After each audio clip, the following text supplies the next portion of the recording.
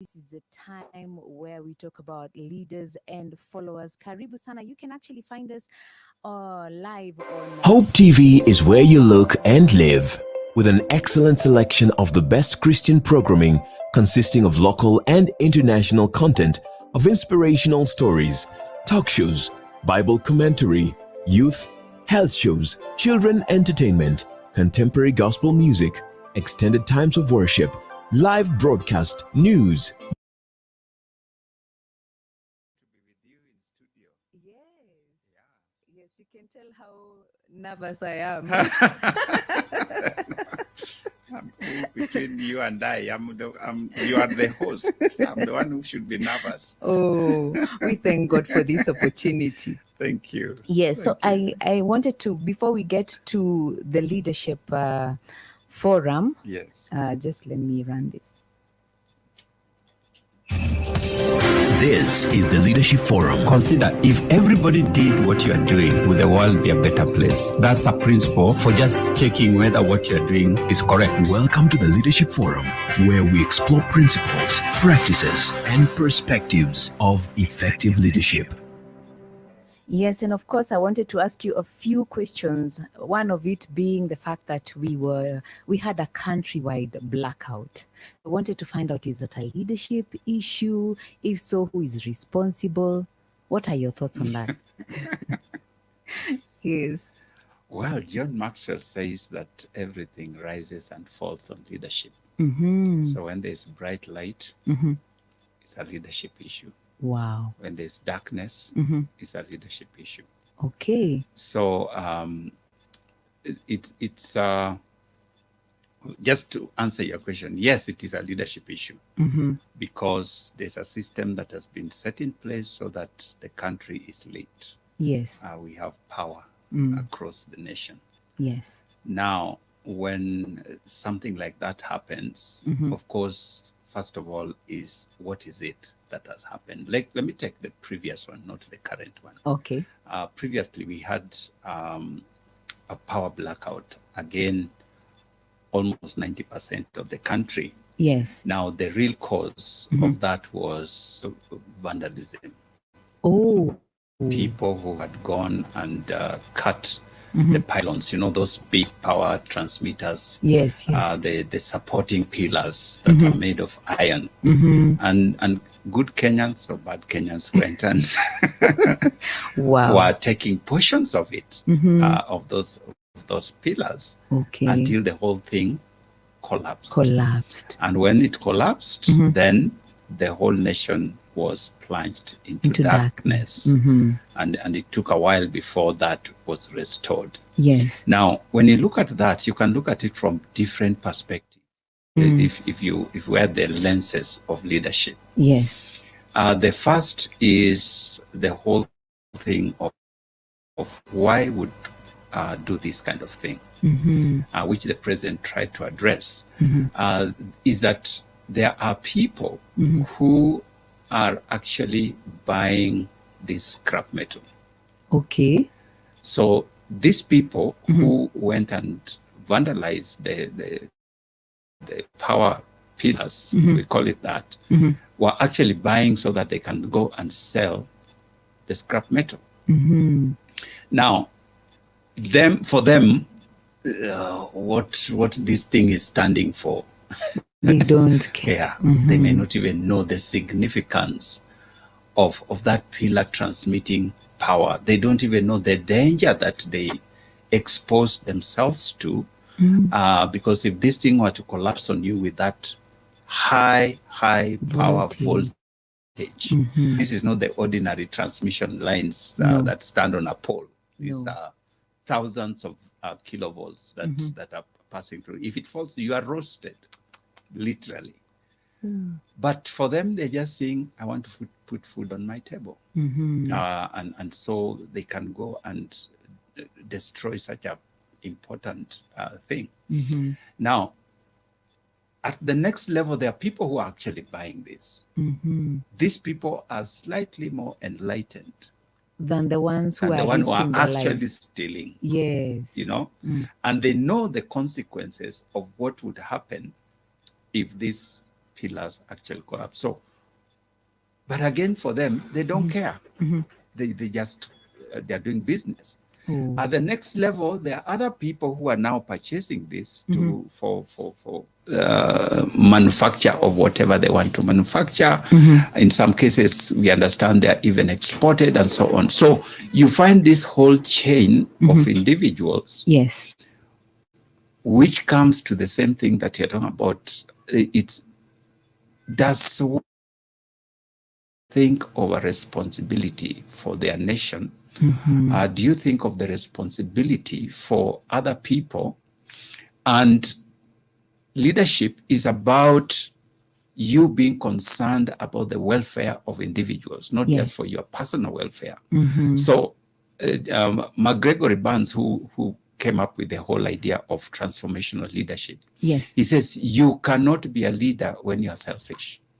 Oh, You cannot very be true. termed to be a leader if you're selfish. So if you're only doing things for yourself, then you have failed the test of of leadership. leadership. So you find that therefore in that chain somewhere, there is selfishness Oh, of people who should have been responsible enough to stop this kind of chain. And again, it goes all the way down to corruption. yes, You know? yes. So there are people who do things that affect a whole nation, but it's because of their selfishness. They don't care what happens to the other person, and therefore it becomes a leadership issue. When we come to the current situation, Yes. I'm not totally familiar with what the sources and causes were, but again, it's a situation where did the right kind of persons take responsibility to ensure that our power supplies are constant and whatever needs to be done is done, the maintenance and so on and so forth. Again, it comes to a leadership issue. When a plane crashes, there's a leadership issue. Did somebody do what they were supposed to do? When Hope FM goes off air, Somebody will be responsible. somebody is responsible. Yes. So it always has a leadership factor into it that needs to be taken care of.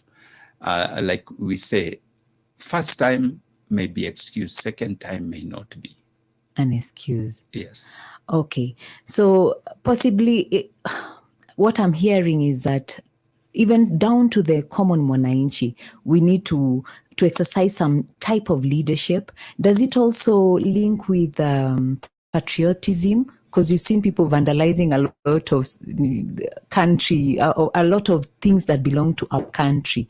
And you tend to wonder, don't they care that we are spoiling our own country? Exactly. Yes.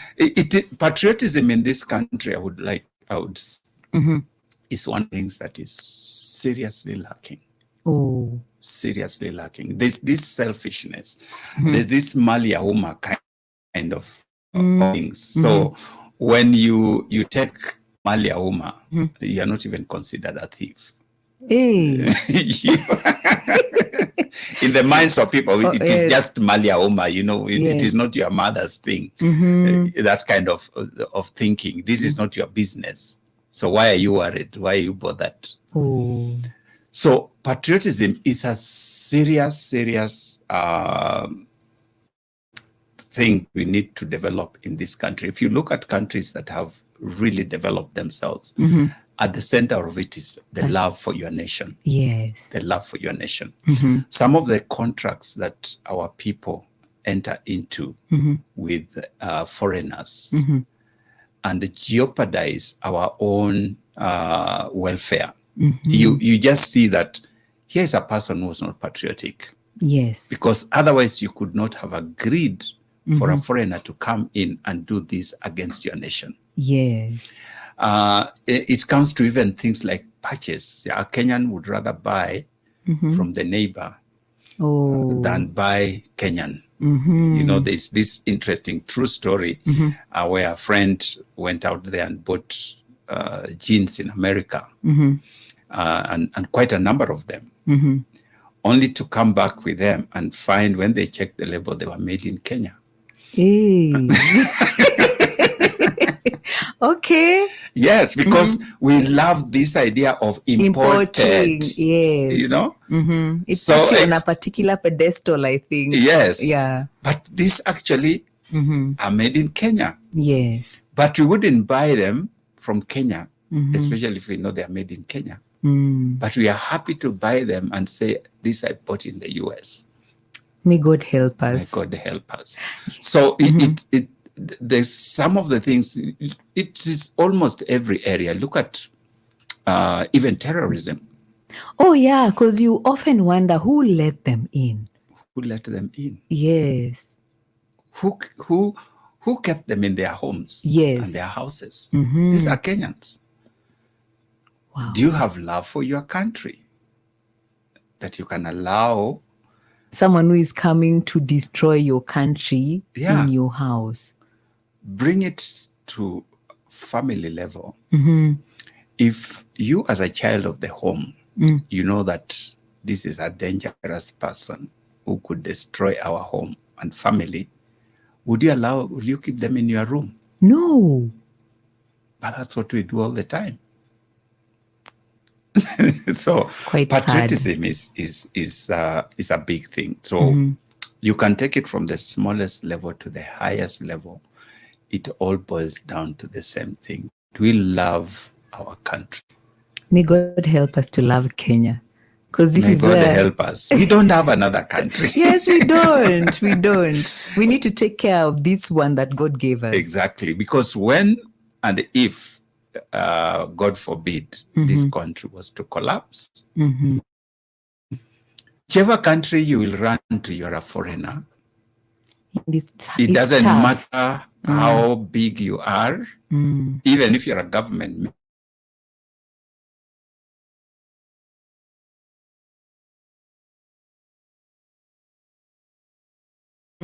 You know, yes. you will be treated like any other ordinary person. So the only place you can enjoy that prestige is in this country. Wow. So take care of it so that you continue to enjoy that privilege. Yes. No matter how great a business person you are and making billions of shillings, the moment you cross to another country, you are no longer that person. Yes. They if don't you are running away, recognize nobody. Yes. Yeah. From chaos, you a refugee. Yeah, nobody will care that you are a big guy in your country.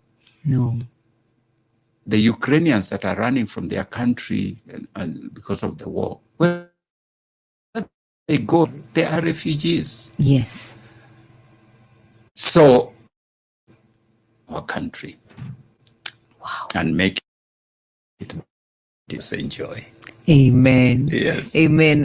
Asante sana, Bishop, for that. So possibly the tiny bit question I want to ask you about corruption. We've seen a lot of people being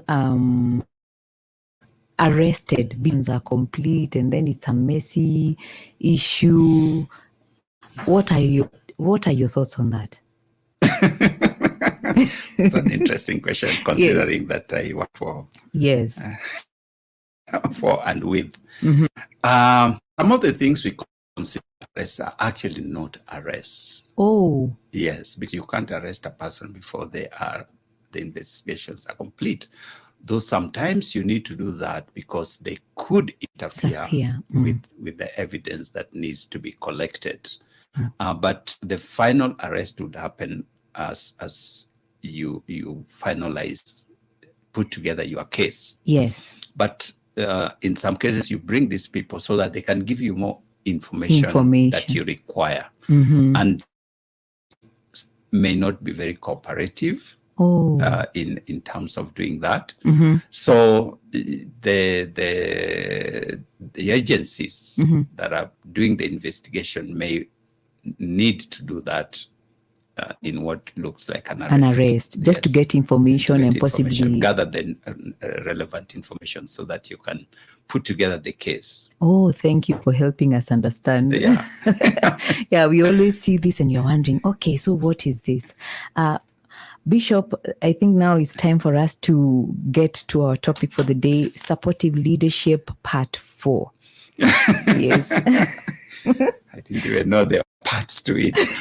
But this is the 4th time we are actually handling the subject. Yes. Yes. It's true.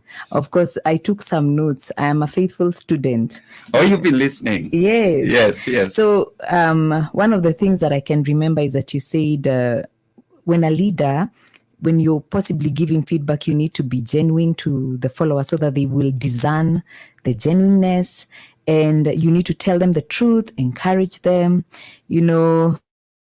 as people what to do, but you do not actually hover around like mother chicken.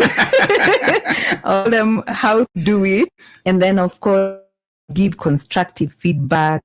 And if someone is not able to do exactly what you want, you can actually take them through the process, demonstrating. You said something about like coaching them. Right. Yes. Right. Oh, I can see you. Yes. Student. Thank you very much. We'll give you an E. An E? An E or an A? An E. Okay. These days there are no A's. Oh, there are no A's? Yeah, when you get an E, you have done well. Okay. You have exceeded expectation. Wow. Oh, yeah. Oh, there is exceeds expectation meets expectation. Exactly. Oh, yes. So EE. Thank you so much. I was so shocked you saw it. Yes, I did. You know that the A was the former. Oh, yeah. The new system, you get an E and you've done well. Mm-hmm. You've done very well. Very well. Yes. Exceeded expectation. Very true. Good. Mm-hmm. So yes, so we've been talking about supportive leadership. Yes. Leader who provides support for his or her team members. Mm-hmm. That's what we have been discussing for the last several sessions of this program. Yes. And we were getting to that place where we're talking about the leader as a coach. Mm-hmm. So what you have just referred to is what we call the leader as a coach. As a coach. Mm. So because there are different facets of leadership. Mm-hmm. So the leader as a coach, then you are helping your team member, just like in games, Mm-hmm. you're helping your team member to perform better than they could be performing. Yes. Because you as a leader, you're supposed to understand the environment, understand what needs to be done. And in some cases, you are an expert in that particular field. Mm-hmm. So you want to help your members to do better.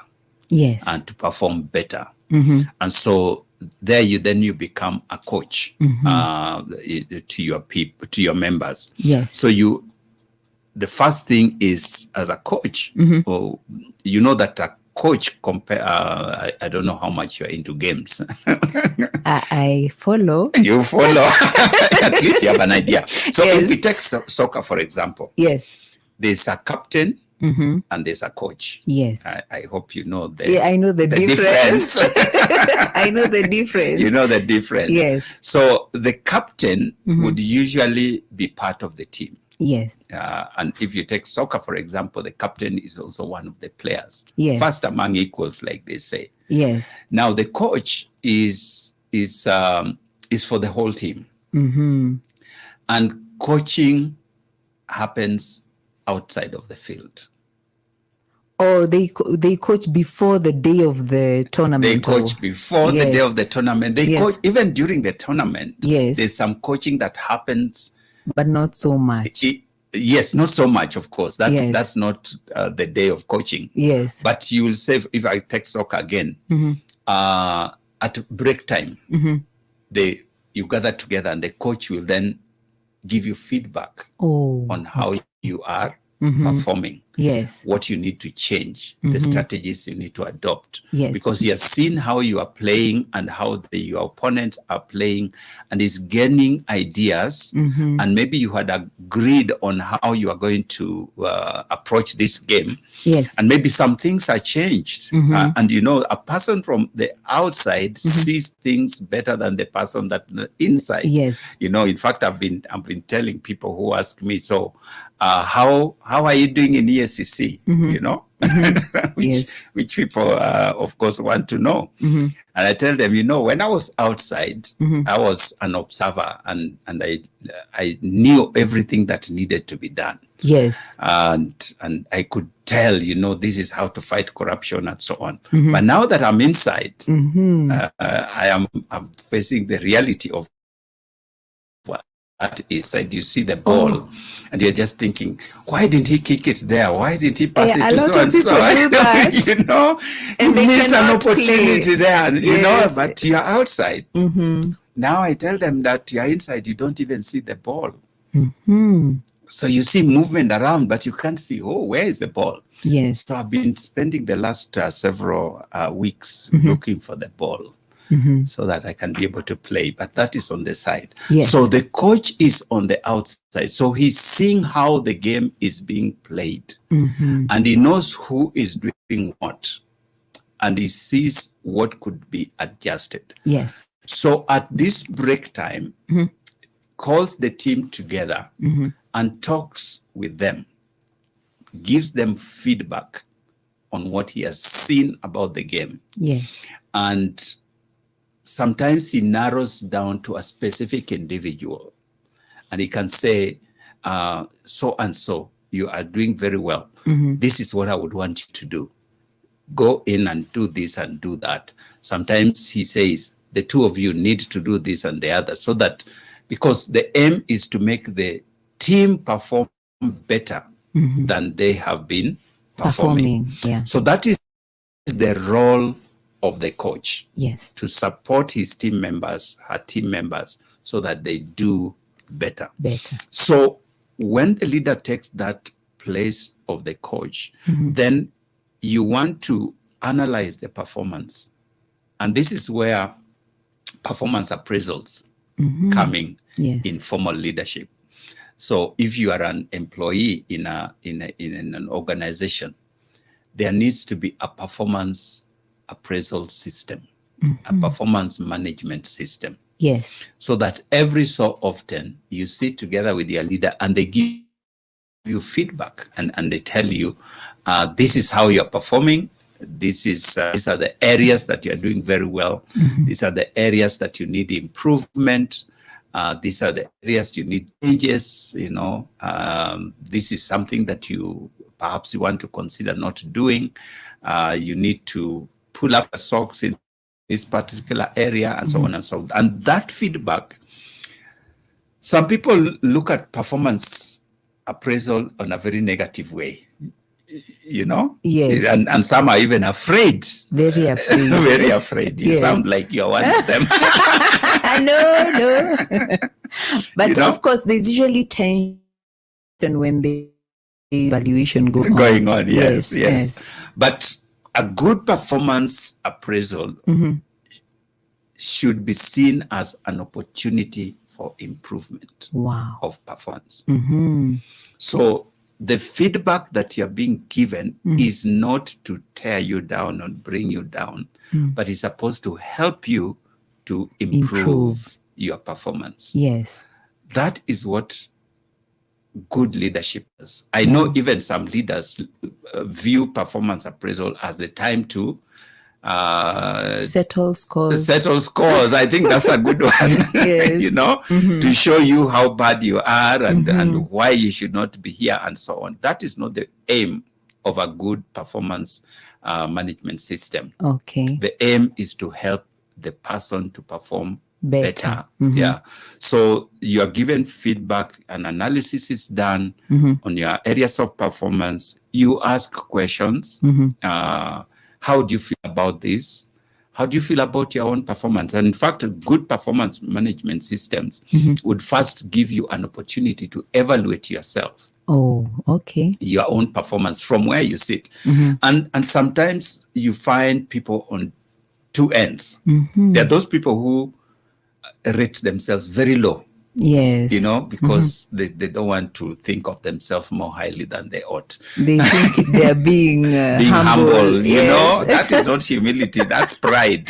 Oh, Yes. okay. That's interesting. When you, because humility is not denying who you are. Oh, okay. Humility is accepting and knowing who you are, and but not being proud of it. Oh, yes. Yes. So it is just an objective evaluation of yourself.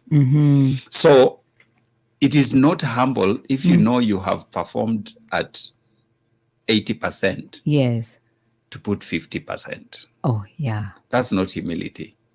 You're actually doing a disservice It's to yourself. Yes. So sometimes people do that so that they have the privilege of being told, no, you're actually good. You're actually good. Yes. And it's like, I know, you know, it's Yes. so then it is pride. It is not humility. If you Okay. already knew, then you're just being proud. They just want to hear it more often. Yes, they want to hear it from the other side. So a good performance evaluation gives you opportunity, and you as a person being evaluated needs to give you an objective evaluation of yourself. Yes. Where you know you have done well, just say you have done well. And to what extent do you think you have done well? Well, yes. Where you have not done well, also just show that in this area, I could do better. Yeah, that is good, a performance evaluation. Then there are those people who are on the other side, where they are good at. Who highly rate themselves. They rate themselves highly even in things that they have don't not done do well. Yeah, Yes. Especially in cases where compensation is based on performance. Oh. People tend to overrate themselves because you know that the more marks you get, the greater the bonus, yes, or the increment, yes, and so on. Again, it defeats the purpose of the performance evaluation. Yes. Because really, it's supposed to just give yourself, evaluate yourself, how you have done and how you have performed in this season. Yes. So the more objective you are, the better. Then now comes your leader, your supervisor, who then is also now supposed to do an objective evaluation of yourself. Yes. You know, and give you feedback. So you may have evaluated your low in a particular area, but they will say, no, I think you did better than that. Yes. You know, and there are some places where you may have evaluated yourself higher, but they will say you could do better in this area than you did. And then you are supposed to discuss that in a very objective manner. And the aim must be kept in mind. The aim is to help you to be a better person. Oh. Yes. Yes. To improve your performance. It is a coaching session. Can we say then it's also an opportunity for you to grow, to be... That's it. Yes. It is an opportunity to grow. So, grow at an individual level, but also grow in your work and grow the organization. Yes. That's the purpose of a good performance evaluation. So a supportive leader then takes that opportunity to coach. Look at Jesus. Jesus sends out his disciples, 70 of them, to go out. And the job description is clear. Heal the sick, preach the gospel, raise the dead, you know, things.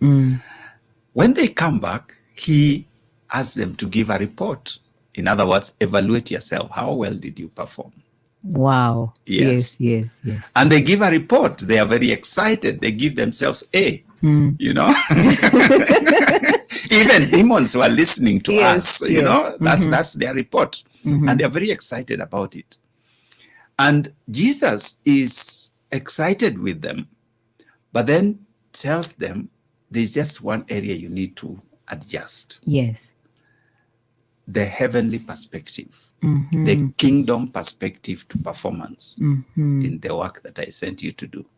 So don't just be excited that the demons listened to you, but be excited that your name is written in the book of life. Yes. That is the ultimate purpose of the kingdom. Yes. So he therefore uses that opportunity to help them to evaluate their performance from a different perspective. It is not demons listening to you that is more important. It is whether your name is written. So what is he talking about? Their performance evaluations, and maybe I'm getting into this more than perhaps I should, but their performance evaluations that simply measure the outcomes. Okay. You know, what were the profit margins? How many customers did you bring on board? And those kinds of things, just data. If we take from Jesus' performance evaluation that he did with his disciples, he is taking this to a higher level, the value-based performance evaluation. So that we are looking at, yes, you brought 20 new customers. Yes. But how did you get them? Oh, so the process is as important. Yes. So if you bribed some 20 customers to come on board, should we give you an A? No. So it is not just how many customers you brought, but how did you bring them? So the values of the organization should be the undergirding principle in performance evaluation. Yes. So we must look at the value proposition. How are you doing in as far as our values as an organization are concerned? You know? So it is not just the bottom line, but we also want to see the value. And that is now what will come to what we were talking about initially, when we were talking about blackouts and corruption and so on. Very true. If we don't value values, then we will do anything to meet the bottom line. Oh, yeah. So we are just happy that you brought us 20 new customers, but we don't care how you brought them on board. And so before long, our organization is associated with corruption, which then undermines our growth and development. Yes. So we would rather you bring 2 new customers, but through a value-based process. Yes. So Jesus is saying it is not just the number of demons that listen to you, but it's kingdom principle. Is your name written in the book? Wow. So we are not just interested in you preaching powerful sermons, but are you living according to the kingdom principles? Yeah, that's what Jesus is saying. So our performance evaluation must take into account what is our vision and mission and what are our values as an organization that then undergird our performance. And this then happens in coaching. As we coach you, we say, great, you brought us 20 new customers, powerful, wonderful. But I noticed that this particular customer is like this, like that. We are not sure that is the kind of person we want to do business with. So whereas it's a great customer, but unfortunately, maybe we should not pursue them too much. Yes. And so you, as one who went out and really worked hard to get this customer on board, you may be disappointed, but you have learned something, that it is not just a matter of getting customers, but also who are you bringing? Who are you bringing on board, and how are you bringing them on board? Yes. So that happens at that stage, and you are then now, your mind is broadened to know what we stand for, how we do business, and so you will do your business better. Yes. As a member of the team. That's what called call. But the way you did it, tripped people along the way. Now we are going to do our game. We one of the books that we are using in the Catalyst for our leadership training is the story of the All Blacks. All Blacks is the rugby team, and is a rugby team of New Zealand, and they are like the best in the world. Okay.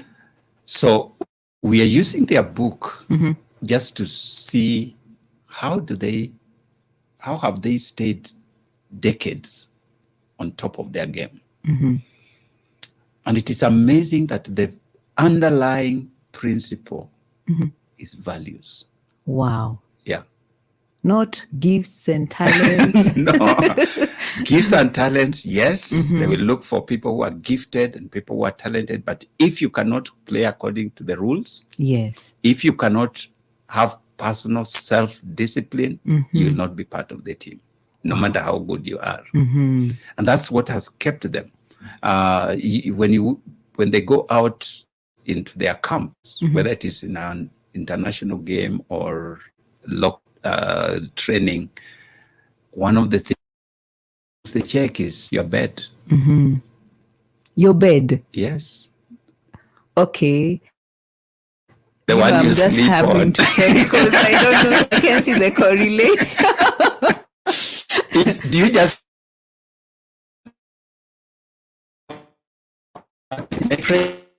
Yeah. because there's no discipline?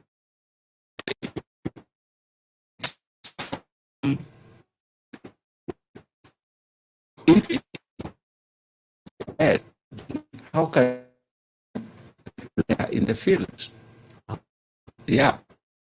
Sounds literary. Why do military Yes. succeed? Discipline. Because they are disciplined. Yes. So, but it is not just the discipline; it is the value system. That's not to do that teams do, especially the national tournament, and they're out of the country or out of the home. There's a carelessness that goes with the teams, and the All Blacks, they don't tolerate that. Don't tolerate any kind of carelessness. And that's how they have remained on top of the world for so long.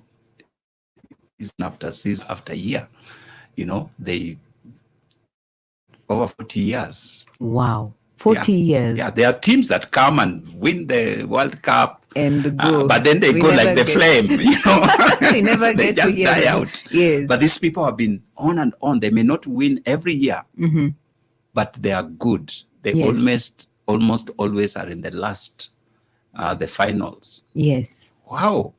So that's why we decided we want to study this from a leadership perspective in our training of leaders. And it is an amazing experience. So your values are important in leadership, but can we start early? Because when you talk about spreading the bed, I think now that can only be taught by parents. Do we start early or? We have to start early. Never too late to start. Okay.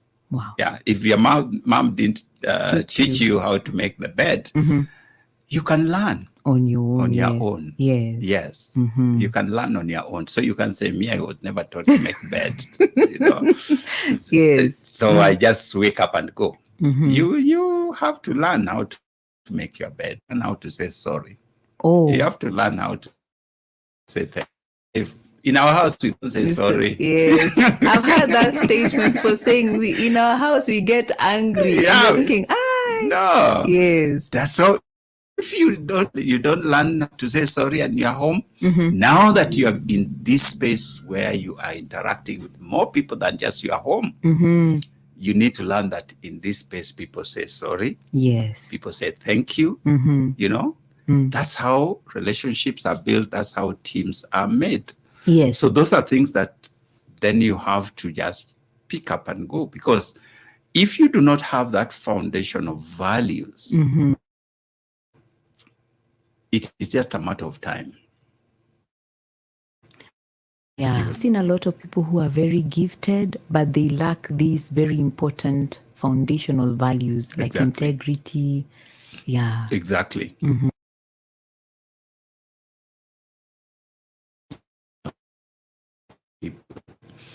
So the leader then, therefore, as your performance Mhm.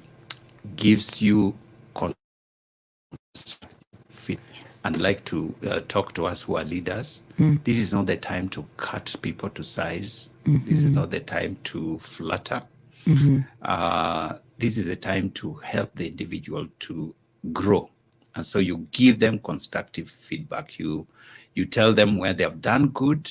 Just tell them, I like the way you performed in this, and give examples that you can pick out. Like when you did this and the other, that was very good. You know, when you stood up in this situation, that was a very good of your leadership. Some get surprised. Oh, It yeah. was something you may not even have noticed yourself, but when your supervisor points it out, there's an affirmation It gives that you. gives you, and next time you want to do it even better. Yes. Yes.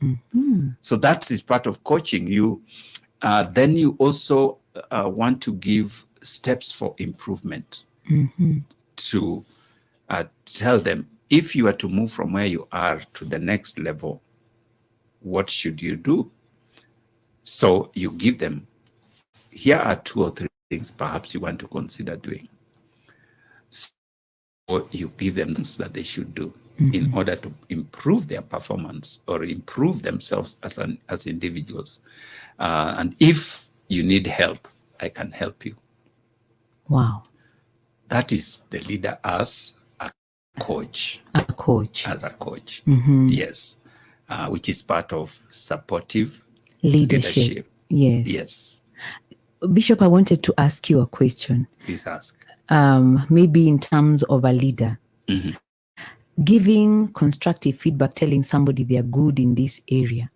I know a lot of parents or certain types of leader avoid that because they think someone is going to have a big head. Yes. So how do you balance What is that? wrong with a big head? They will think I'm all that, even so and so said it, I'm trying to, there are a lot of people who are when they know they are very good, instead of appreciating that they have a supervisor or a leader who is telling them, this here is what you need to work on, they become a bit proud. Yes. So how do you deal with that? Deal with the pride. Oh. Not with the performance. Okay. Yes. Deal with the pride. So if I have told you that I really like the way you did this and the other, the way you made presentation was just excellent. Your preparation, you look like you really had prepared, and so on and so forth. And I give you positive feedback because you actually did well. Then now the next time I'm finding you are bringing people aside, you are on top of the world, you think you are the only one who knows, then I deal with that. Yes. So I call you back now and we talk about it. Yes. I don't like the way you responded to so and so. Why did you have to treat them that? Yes. So deal with that specific demonstration or symptom of pride. Yes. You don't have to associate it with the performance. Oh, yes. Okay. Because this what is happening is that the person is now showing you their areas of weakness. The problem is not the performance. No. The problem is that they have a weakness in receiving accolades. Oh. And how that translates. So you want to help them in that area. Yes. It doesn't have to be, I know it's because you performed well there. No. Deal with that specific situation. Yes. This is how you handle people. You may be very good in certain things. Not everybody's gifted in the same way. So you could use your gift to help to also. Yes. So you begin to help them to look at slightly different. Reduce that of pride. Because if you associate it with the performance, then it's like, then I need to reduce my performance. Oh, You know? that's what they will feel. That's what they might feel. But you want to, this is an area they are already doing well. Yes. You don't want to bring that one down. Deal with the area they are not doing very well. That's where the values we were talking about come in. But even in the, so they come to areas that I think you could improve on. Yes. So now I'll tell you, these are areas that I think you need to improve on. Your relationship with your colleagues. Oh, yes. I think you could do better in terms of relationship with your colleagues. The other day where you are in a meeting, that was not very wide. That was not very far.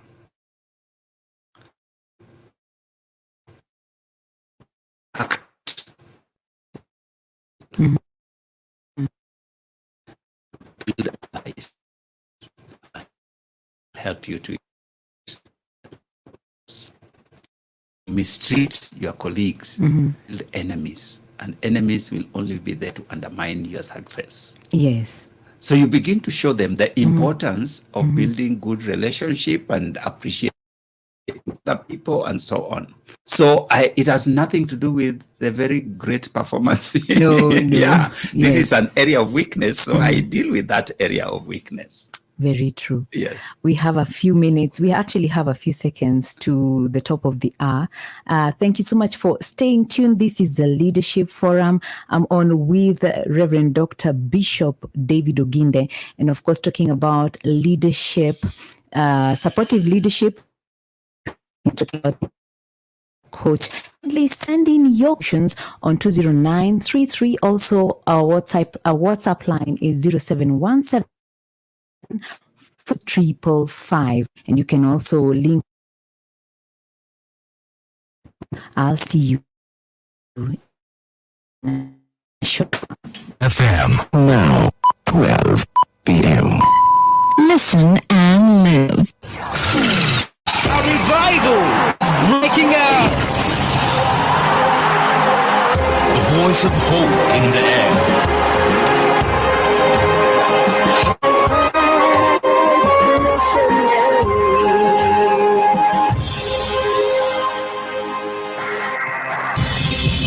News on the go with George Ishuru. Good afternoon. The 6th annual conference for the African Network of Parliamentary Budget Offices kicked off today in Mombasa County. The conference, hosted by the Parliament of Kenya, brings together delegates from 14 countries to discuss Africa's development challenges and the future of parliamentary budget offices. The conference will also deliberate how fiscal policy can respond to the economic vulnerabilities exposed by the crisis and the role of fiscal oversight in ensuring transparent and responsible financial management as the call for greater accountability and fiscal prudence continues. Over 400 boda and tuk-tuk riders have undergone training on road safety and self-first aid in a tripartite initiative dubbed Tujenge Msingi by Watu Credit Limited, Kisumu County and the National Transport and Safety Authority. The program aims to reduce deaths and injuries caused by motorbike accidents on the road by embedding safety into the culture of boda riders. NTSA Program Director Samuel Musumba said for there to be sustainable development in the boda sector, riders need to be equipped with safety equipment and also knowledge they will need to self-regulate themselves. Data from the NTSA shows bodas currently account for the second highest number of fatalities on the road. In 2022, the sector recorded over 1,200 fatalities, a number that is slightly higher than the previous year.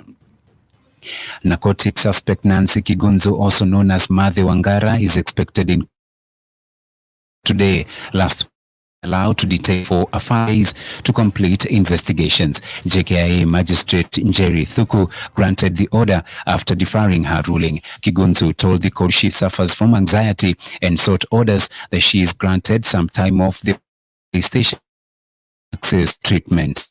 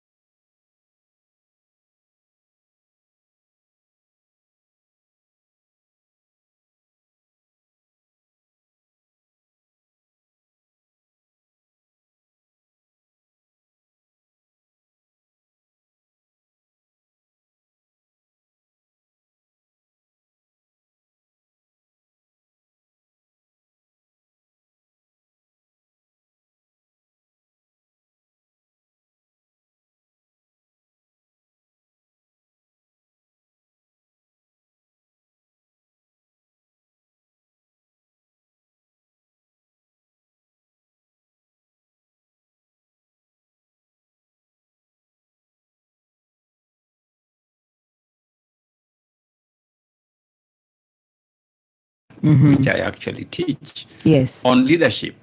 Oh, so there is never a time you can say You now I can have. say now I have it. So I have it, this is just a quick overview to help us in an informal way to do some of these things, to practice our leadership and make them better. Yes. At the Catalid, we do also the same, but not at PhD level or master's level. Just again, helping people to sharpen their skills and be better leaders. Yes. So this is a continuous learning process. Wow. Yeah, I like Even that. for myself, I'm constantly learning, continuing to learn. That's good. Yeah. So for I guess what you meant is, have we finished for this session? Yes, for this session. For this session. I meant, I when think you're two coming. or three other things Yes, that we yes. could say about the leader as a coach. Yes. So I don't know. I didn't know whether you wanted to ask questions first or we go through We this first. can go through that first. Yes. And then in like 10, 15 minutes, then we can handle the questions. Okay. Yes. You are the leader. So what you say we will do. Yes. Okay. The still in the area of coaching. Another area of coaching is demonstration. Sometimes you tell people what they should do, but they don't catch it until they see it done. So sometimes as a leader, you want to demonstrate the right ways of doing something, especially if you are an expert in that area, then you want to show how it is done. Yes. So in this evaluation, you may want to just tell them, I appreciate how you did this, Yes. but let me show you another way of doing it. As a coach, personally, I try not to say the correct way, because it shows that the other one Is not. was wrong. Yes. And there is no wrong way. There are different ways of doing things. Yes. And sometimes you may find that the way that the other person did it Is is actually actually much better Yes. than the way you normally do it. So that's why I say, even as a leader, you continue learning. But in the place where the method or the way they did it was not as good, then you can show them another way of doing it. Yes. So then you demonstrate how it is done or how you could do it. Yes. And then they allow them also to do, then you can evaluate.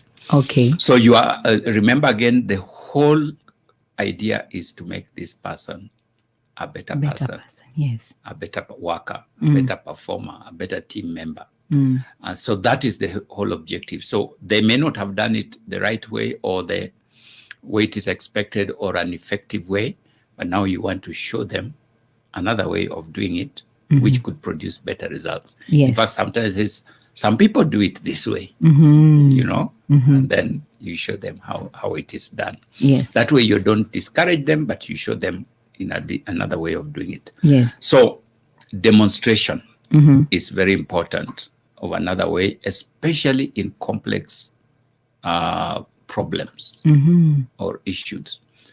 Sometimes people get frustrated. You had explained to them on how to do something. Yes. And because you know it looks very simple and very clear Yes. in your mind. And even them, they can say it's very clear. Think of you being given directions to go to a place where you have never been before. It In looks, the days before Google, it may before the look pin clear. could be dropped. Yes, you it may know? look clear on paper. Not but, just on paper, but as I tell you, just to go straight, yes. then you will find a tree, turn to the left, and you will find somebody standing there, turn to the right. There's a broken track on the other side. Yes, yes. And it may sound very simple because you who is explaining everything is clear in your mind. Yes. The other person is drawing this picture in their minds. Mm-hmm. And so they start off the journey and they pass the tree. you Yes. know, but then they still turn left. But now they are turned left in the wrong place, Oh, very true. you know. So yes, I have turned left, and yes, I'm going, but I can't see the road you said. You can't see. So you are trying to say, so where are you? Exactly. Yeah, I can't tell even where I am. Because when it was being explained, it was very clear, or it even sounded very simple. But when you get to the doing it, it is not as simple. Yes. So sometimes, there's an example that has just come to mind as I'm talking. You know, when I was a pastor, new in Sitam, Yes. I was a pastor for administration, what now we call DFA, Director for Administration. Yes. So, but as a pastor, I participated. I participated in several services and so on. So there was this Holy Communion, and in Sitam we serve it in a particular way. It is very simple and very straightforward. Yes. So one day, our senior pastor in Sitam, Karen, NPC South then, asked me, I'm going on a trip. Could you come and stand in for me for the next 3 Sundays? Yes. One of the Sundays was a Holy Communion Sunday. So I was to lead in Holy Communion. Yes. So I've seen this thing done many times. times, and it looks very simple. But when I got there, and now I am to do this, I didn't know at what point do you say the prayer, at what point do you pass the emblems to the people to serve, at what point do you know? I was so confused, I was sweating, thank God there were some other pastors who have been in this before, so they could whisper me, now you do this, now you do this, you know? And that's when this thing that looks very simple, I realized is actually not as simple As it looks. as it looks. So as a leader, you need to demonstrate. Somebody should have taken me through the process and say, this is where we start, then this is what follows, and this is what follows, and we do it together until the end. Yes. Then I understand how it is done. As supervisors, sometimes we assume that the thing is straightforward, and sometimes even shout to our members after they have done their own. But this thing is so obvious. How can you even not see it? Yes. It is obvious to you because you have been there before. It is not obvious to them. So you demonstrate and help them. Secondly, you need to assure, it's not assure, affirm is the word. Affirm people's ability to learn Okay. and to get into new fields. In my short time of leadership, I've met, especially for us as Kenyans, we are very adventurous. We want to stay with what we know. Oh, yeah. We want to stay with what we are comfortable with. A good leader, a good coach, pushes people to go beyond the boundaries, to go beyond the known. And that can only come through affirmation. Yes. So that I tell you, Shiko, you can do it. I have watched you. You have what it takes to do this. And with that affirmation, then you gain the courage and the confidence to try this new thing that you have never done before. or you have felt, me, I can't do that, you know, the way Kenyans say, me, I can't do that. You know, but I give you, as a coach, I then give you very positive things, attributes that are true of you, which if I say, I have observed you, you're very good at this. Even you can say, yes, in that one, yes, I'm good at that. Yes. Then you're also good in this. And I've watched you do this. Those are the skills you need for this. And I think you will do it. Wow. So that then gives you the confidence to be able to try new things or difficult things. Yes. So as a coach, you need to do that. for your leaders or for your members, team members. Number 3 is to provide opportunities to practice. Okay. Before you go for a tournament, you will do a lot of practices. Yes. Yes. Practice makes Perfect. perfect. So as a coach, give your members opportunity to practice things before the real thing happens. Especially when it is new things, new ideas, new opportunities, give them opportunity to practice at a smaller level, at a lower level, at a lighter level, so that they can begin to gain confidence and skill in doing the same. So by the time they are now going for the tournament, they have confidence that we can do this. Because Yes. I've done it before. So that happens in any environment, in a working environment. Give people opportunity to practice off stage before they go on stage. Yes. One of the rules of leadership and team leadership in particular, never set up your members for failure. That is a rule, even if you don't like them. Don't give Shiko what you know they will not be able to do. Yes. Yeah.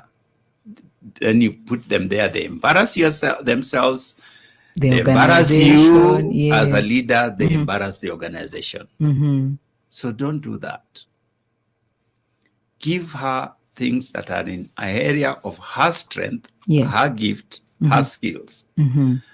If she has not done it before, give them opportunity to try it out as with that encouragement. I know you can do this. Let's try it. Yes. And then you do it.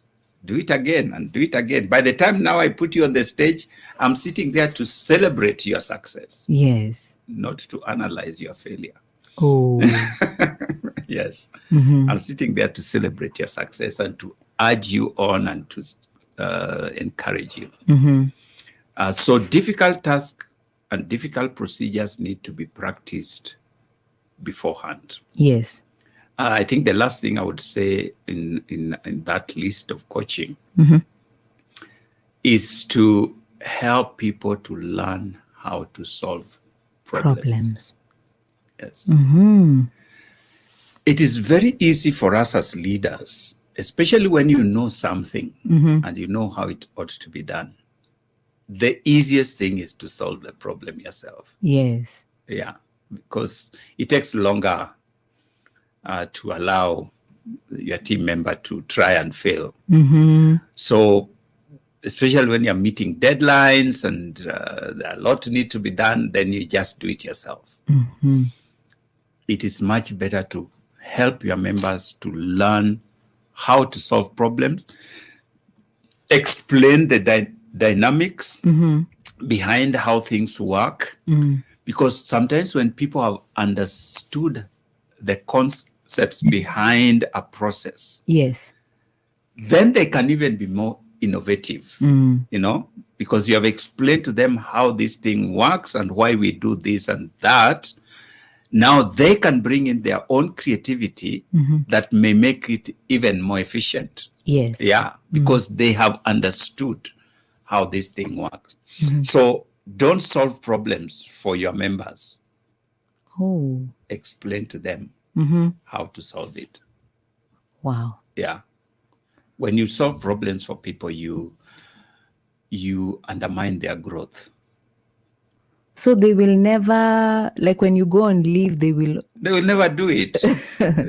Ma, they Or will when be calling you. they encounter a problem, they're at your desk. Oh. So how do we solve this? You know, or please help me with this. Yes. So they will keep coming. As a young leader, I think I've said this before. As a young leader or an immature leader, we enjoy that. We enjoy the idea that somebody keeps coming to ask, because then they know I'm important. Oh. They know they can't do without me. Yes. You know? So that is very poor leadership.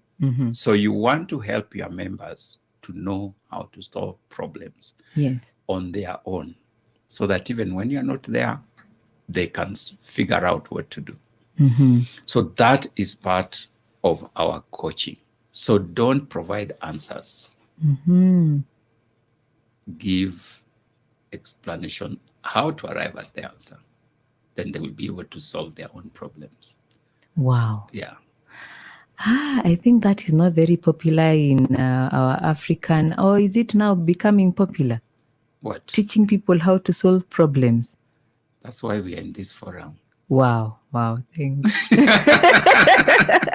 If it was easy, we wouldn't. Yes. Everybody would be doing it. Yes. But it's because some of us don't do it, and some people don't even think it is important. That's why we are talking about it. Yes. Yeah. Because some people, they would rather solve for you the problem. Worse still, take the project from you.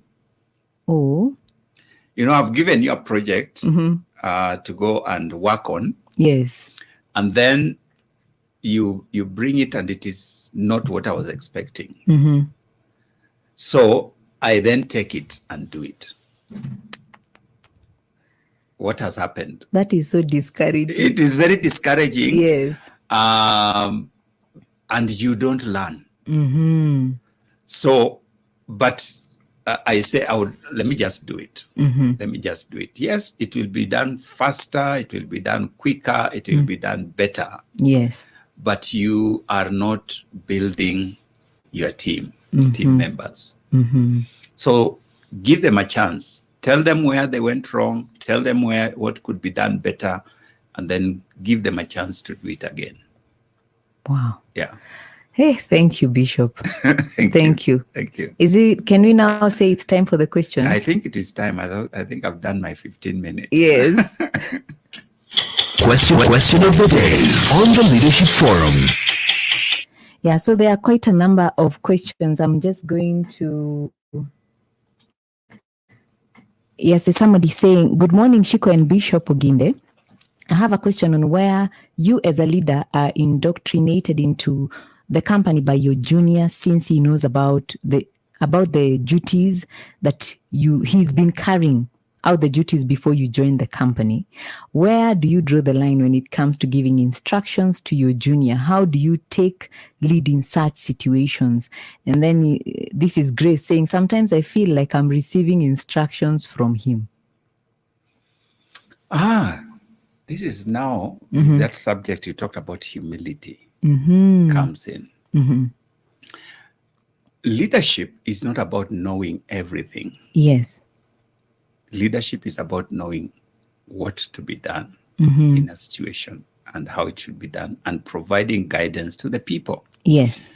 So when you get into a new space, what you want to do is to learn what is happening in that space. Yes. And most of the people who will, if, for example, you're the top leader in that organization, everybody else is your junior. Yes. Yeah. So any information you'll be getting from your juniors. Yes. Yeah. And the wise leader goes in and sits with individuals, trying to find out what happens in their field and in their areas, so that then they can know how to provide leadership. Yes. Okay. So it is not about your junior teaching you or training you, but you are gathering information so that then you can lead them. Yes. You can help them because you are the leader. So you get that information from so-called junior. I don't like they were using those terms of junior, boss, and so on. But these are team members. Yes. So I'm getting information from my Team member. from my colleague. Yes. Yeah, these are my colleagues. These are my team members. So each person, and it is not just when I come in, all through the process, we are going to be doing things. And because I'm new in the system, I will be seeking advice. I'll be seeking ideas. And using that information, then I'm able to formulate a decision. Yes. Leaders are put in place to make decisions. Yes. in order to make things happen. Mm-hmm. You can't make decisions without information, without data. Mm-hmm. And it doesn't matter where that information comes from, where that data comes from. Mm-hmm. If you are a leader who cannot take information and data from juniors, in quotes, then you are not a leader. Okay. Because there's no person who knows everything. And that is a lifelong experience. There is no time where you will know everything. You know? When I was Bishop of Sitam, Sitam has schools. Yes. Sitam has a media house. Yes. Sitam has hospitality, Yes. facilities.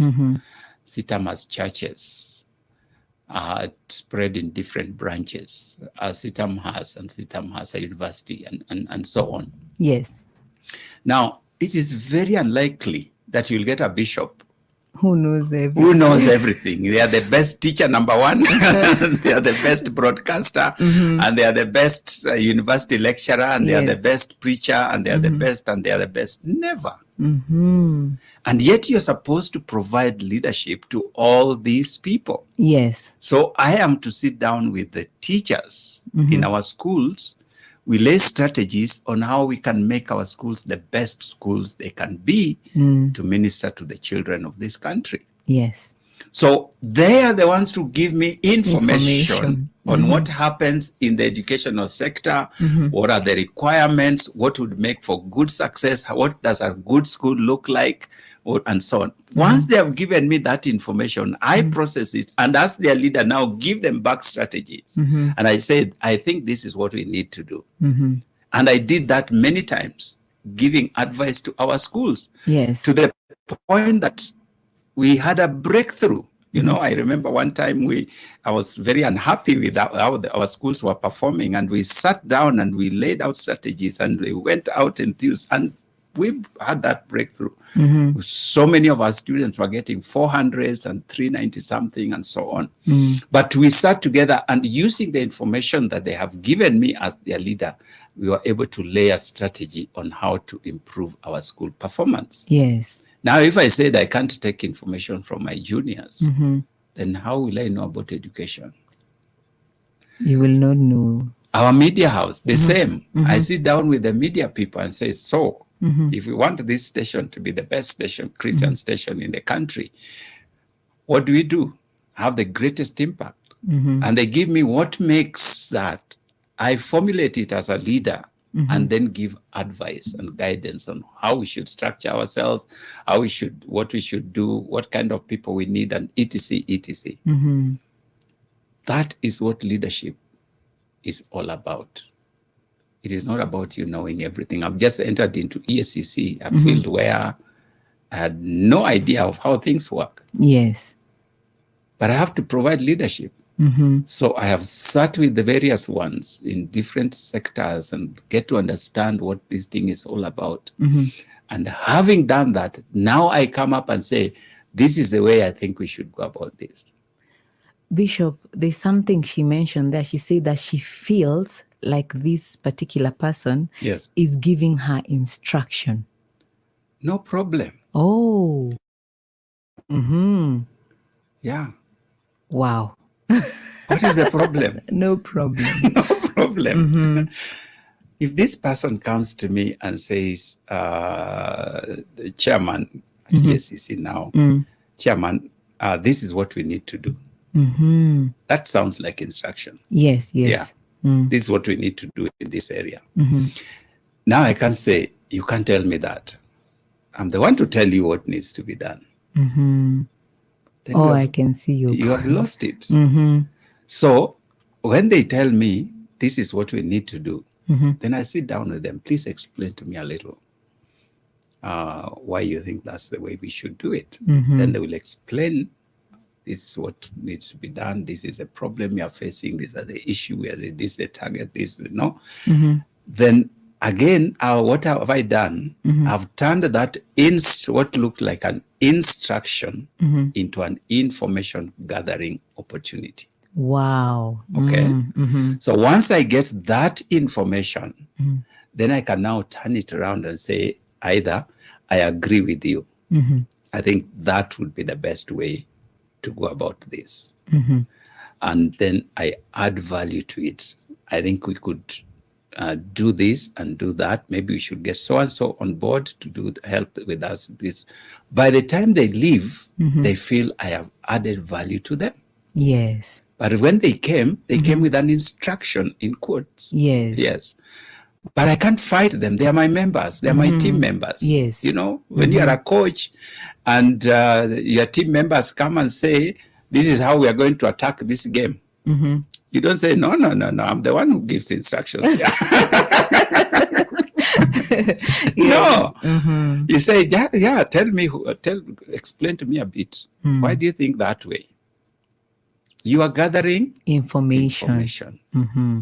So once they have explained to you why they think it should be done that way, with that information, you can either affirm what they have said, if it is indeed the correct way of doing it, or add value to it, give a little more insight on the same, or if you find that this will not work, like I said, you can't say, no, that is wrong. Yes. You can't tell them that. You say, here's another way I think it could also work. You know, then you give this other way and you discuss that together and then release them to go and do it. Who is the leader? You. I am still the leader. Yes. But if you say I'm getting instruction from my junior, that the problem is not with your junior. The problem is with you as a leader. Wow. That's how I think. Hey, that's deep. So I think then what you're telling us is that then a leader needs to be they need to have a good self-esteem so that they are not feeling stretched or whatever when somebody comes intimidated. Yes. That's where leadership starts. Leadership starts with yourself. You can't be a leader of others if you have not led yourself. Wow. Yeah. Okay. So if you are intimidated by your team members, then what are you doing in leadership? Then you're not a leader. They can possibly check on ways to improve their self-esteem or something like that. For you to be a leader, I think I've said it on this forum before. Never fight with your members. A leader should never fight with their members. Yes. The Bible calls one of the metaphors used for leadership in the Bible is shepherd. Yes. Which means the sheep are your members once you are leading. And I have said here before, what would you think if you found, as you're walking by and you see a man on his horse, you know the way sheep fight with a sheep. So the sheep comes from this side, the man comes from this side. They hit one another. What would you think? There's something wrong with the man. Not the sheep. Yes. That's what I see all the time. Leaders fighting with their members. No. You are supposed to give them guidance. Yes. Yeah. Not fight with them. Thank you, Bishop. Yeah. Someone else saying, good morning. Thank you, Bishop Ginde. I'm learning a lot. Kindly talk about the kind of leaders who hate positive criticism. For example, in an organization where a leader is corrected or he or she comes up with allegations and anaonewa wivu, and also they claim someone is after their position. It is actually the same question. Yes. Almost the same question. It is an inferiority complex, which is unfortunate because as a leader, you know, in leadership, take the president right now. Yes. President Ruto. He is the president of this country. Is he the most educated? No. Is he the wisest? No. Is he and you can keep going on that list. But he has the responsibility of leading this whole country. Nation, yes. Yeah. With all the professors, with all the what, they are all here. and we expect him to lead us. Yes. In an organization, you will find people who are more clever than you are, who are more educated than you are, who are wiser than you are, who are richer than you are, who are taller than you are, who are more beautiful than you are. Oh, The list is endless. The list is endless, but you are the leader. So the song, patriotic song we used to sing, Kanyaga nchi yako kwa nguvu na raha. Yes. So that's the same. Take your role, play it with greatest confidence. Don't be intimidated by anybody because of their education, because of, in fact, as I say that, I've just remembered Paul to Timothy saying, let no one look down upon you because of your youth. Yes. You know? So it is the same. Once you have been given the task of leadership, do it with confidence. There will be people who are more clever, there will be people who are wiser, there will be people who are taller, and all those things that could intimidate an individual, but your role is to lead them. Yes. So think through. To me, I normally tell the people we do training for is that these are your assets. The tall guy who is taller than you is your asset in height. Yes. So where you need people that are tall, you know who to call upon. Yes. You know? The big guy, when you need heavy lifting, you know who to call. The wiser person, when you need brilliant ideas, you know who to go to. Those are your assets. Yes. So they should not intimidate you.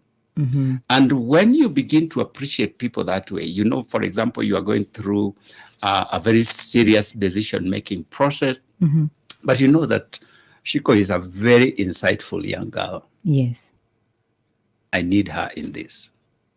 So I call her and I say, Shiko, this is what we are facing. This is a situation we are in. What do you think?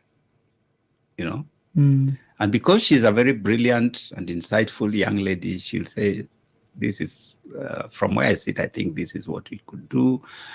This is what I see, and so on. And I gain great insight from her, and then I make the decision on what needs to be done. Now, who has made the decision? I, as the leader. Where did I get the wisdom from? From Shiko. Yes. Now, what two things have happened?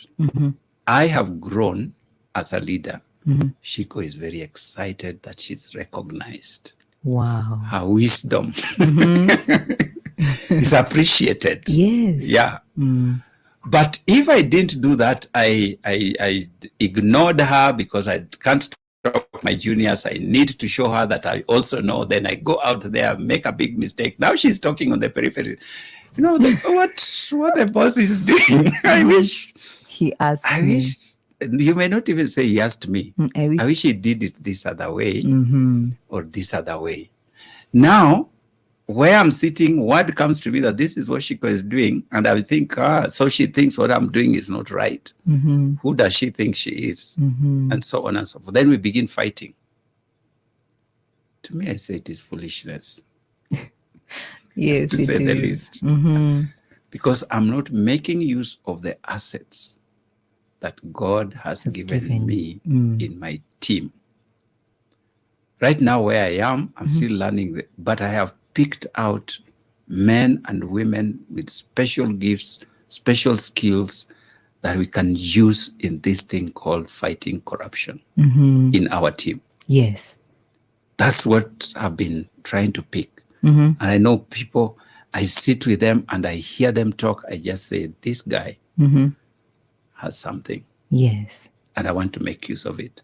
But even if I'm feeling intimidated, people ask me, so what do you think you should do? I have no idea. I've never been in this space before. Doesn't matter. I have an asset. I have people who are gifted, who are skilled. My role is to empower them, build them into a team so that we can achieve our objective. Wow. That's the role So of making use of the people God has placed around you. Exactly. Don't see them as your opponents. They're your team members. They're your assets. Yes. Yes. Thank you so much, Bishop. Someone saying, wow, hi, Shiko and Bishop. I'm tuned in into the lesson. I'm getting so much information and learning. This is one journey. There's someone asking, what's the difference between supportive leadership and servant leadership? And also in my leadership duties, I like involving juniors and I like feedback after duties or ministry opportunities when invited. Is this humility via performance or pride performance? Servant leadership is a broader concept. Supportive leadership is a subset of the same. Oh. Yes. So servant leadership is a broader one. So this is a subset of the same. So you cannot be a supportive leader if you're not a servant leader. Yeah.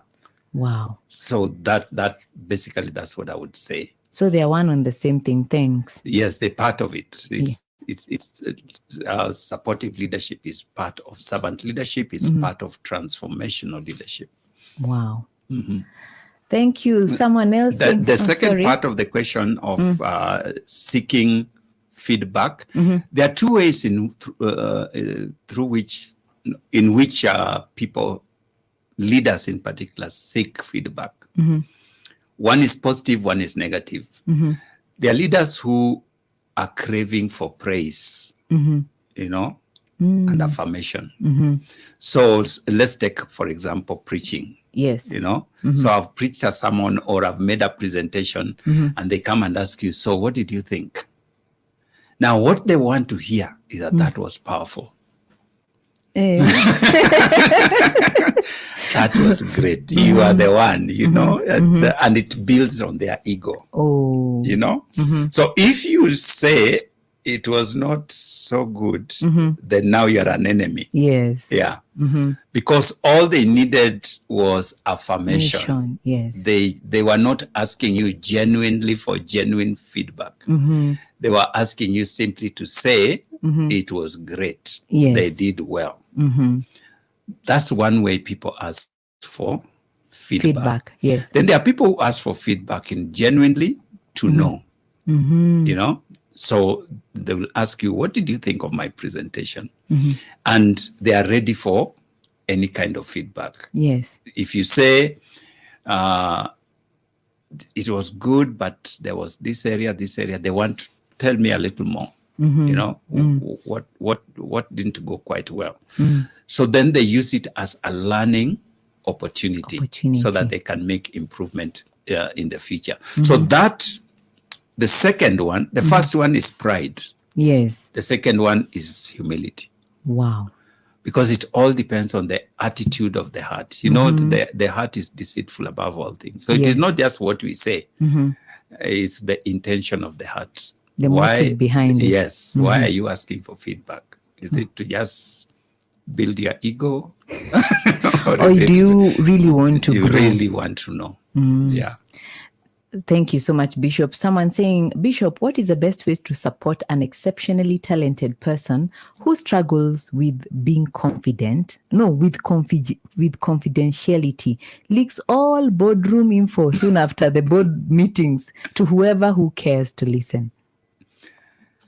That's an area of weakness. So you need to sit with that person and help them in the area of keeping confidentiality. There are the trainings and coachings that people can go through and just let them know the whole issue of confidentiality and why it is important within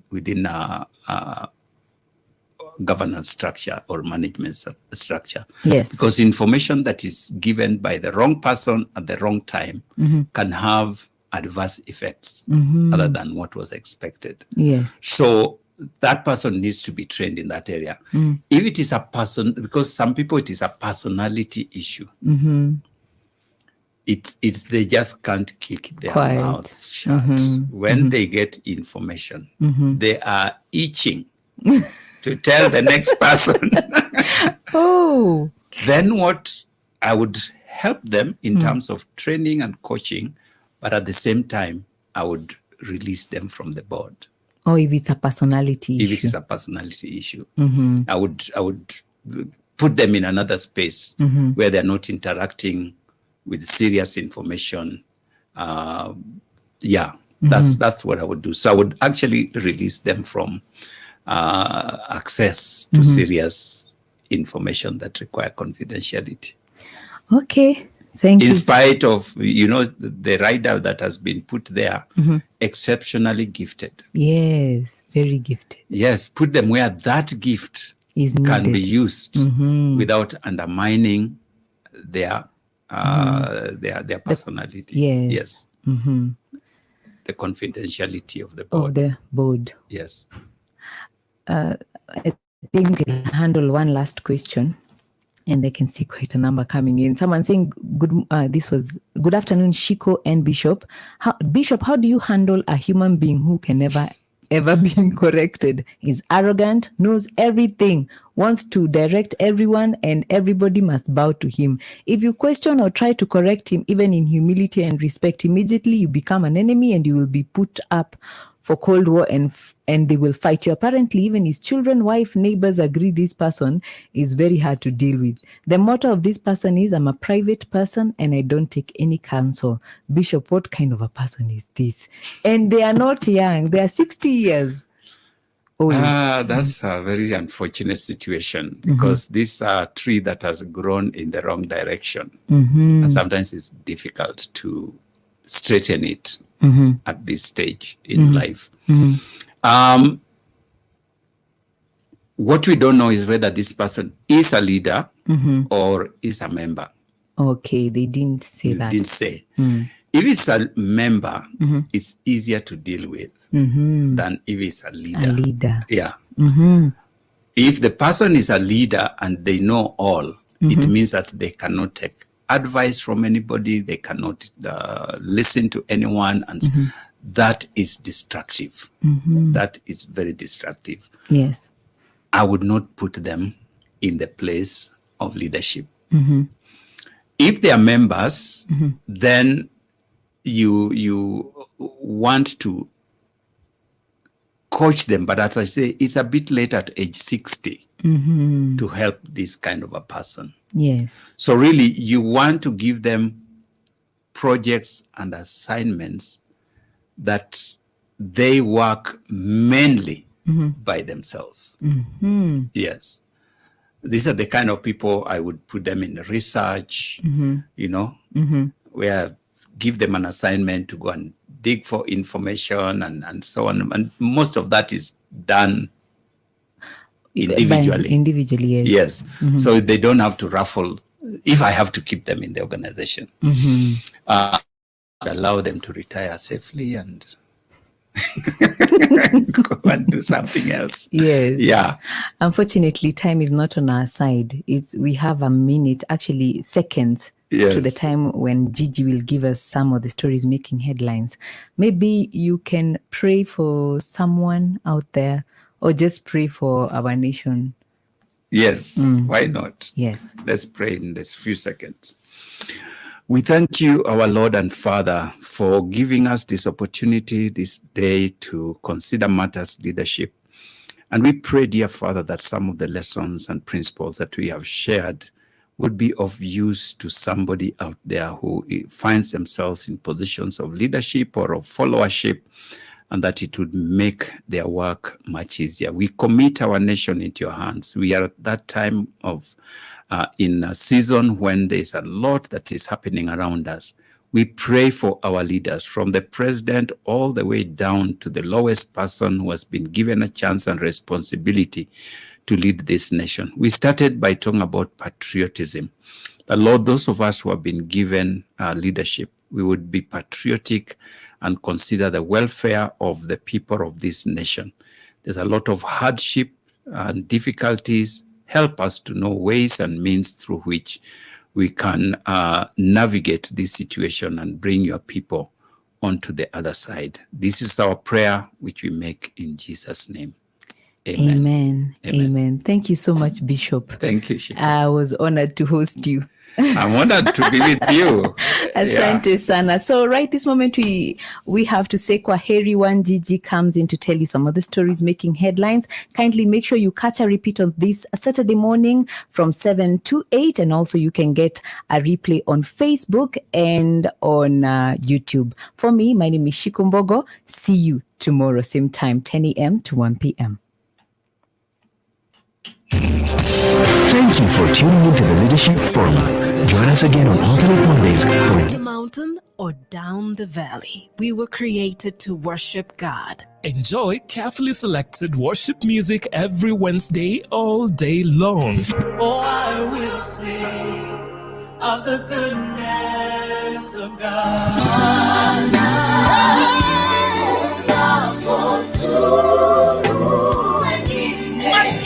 Miracles happen when you know. We take it a notch higher with more worship music. Every Wednesday Is Worship Wednesday. only on Hope FM. Listen and leave.